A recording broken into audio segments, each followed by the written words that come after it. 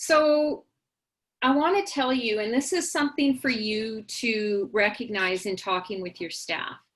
At time when we're under stress or when we have a problem, people respond differently to a situation like that. Some people turn immediately to looking at how to resolve it and the problem and what to do about it. Other people feel like everything happens to them and that they really have no control over the situation. And so I want to tell you there's three things that you can do about any problem, as can your staff. So we want to be encouraging them to take more of a positive perspective and have a more positive interaction when they are under stress or when things are happening for them. We can influence the decision. So, it's like being that problem solver, not just a problem finder. If you have a challenge, if you have a problem, if your employees have a problem, if as a team you have a problem and you need to bring it to your employer, then it's like, what suggestions do you have to try and change it? We've got to look for ways and means to either change or minimize it. And, we've talked about how to problem solve. We use the force field analysis as a tool, and I suggested resources for you that as a team even you can look toward resolving problems and not just saying we've got problems. Changes the whole atmosphere of the team when you do that. And so your go-to should become, what can we do about that? Or what have you thought about by way of improving or changing? And, even in my own recent work, as people have brought problems and concerns, I've asked them, so what have you done about it? Or have you brought it to the attention of the leaders? And it's kind of like they'd rather spend time complaining about it behind the scenes than actually taking initiative. And some of what is typical in terms of a response is, oh, well, that's not going to work. We've done that before. They're not going to listen. You can pretty much be guaranteed of how people are going to respond when they don't want to take action instead of actually having that conversation. So we need to try to influence. But, once we've done that and things haven't changed.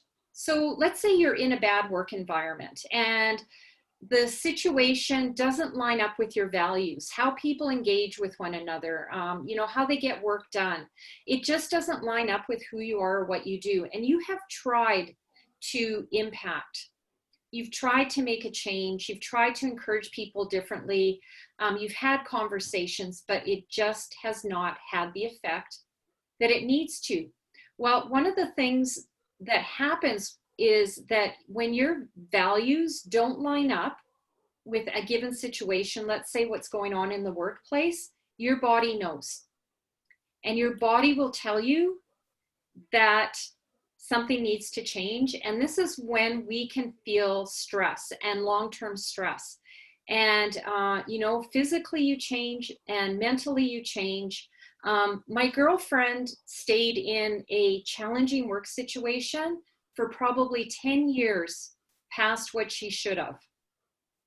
And her motivation was because she would not get the same level of pay going somewhere else to what she had gotten or was getting in that current work situation. It definitely took its toll on her, and actually the situation was forced and she ended up leaving. And her demeanor took on a whole different look. She became much more optimistic. Her health issues that she was having got back to normal. And she was a much happier person.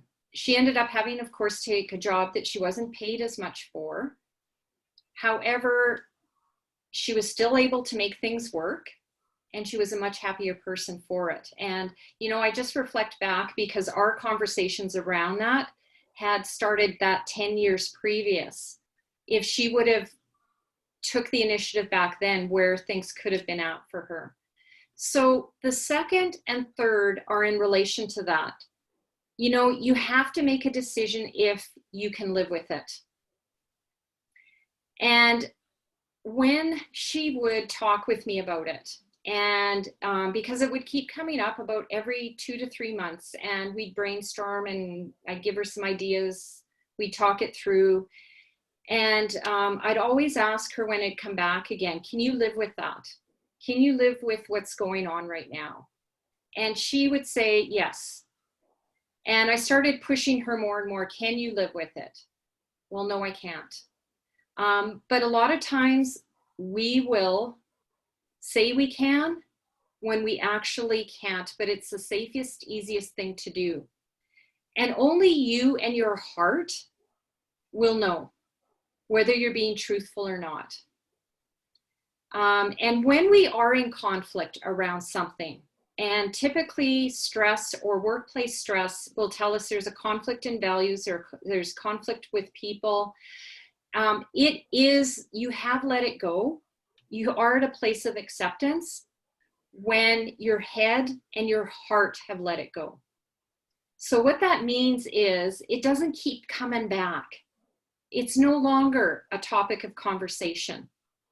And you know, when we talk about conflict in the third course, it's kind of one of my tests, because the conflict, just because you've had the conversation doesn't mean the conflict is resolved. And if you can't let it go, and if it keeps coming back for discussion, or you keep complaining about the situation or the person, then it hasn't been resolved. And maybe it needs to be looked at in a different way. And the same thing is here, is have you truly been able to let it go? Can you live with it is the better question. And if you can't live with it, then there is the choice to leave. So we have the choice to minimize the impact if we can. And once we try that, we have the choice of accepting it or choosing to leave, whatever the situation is, to help to relieve the stress and the health problems that end up as a result.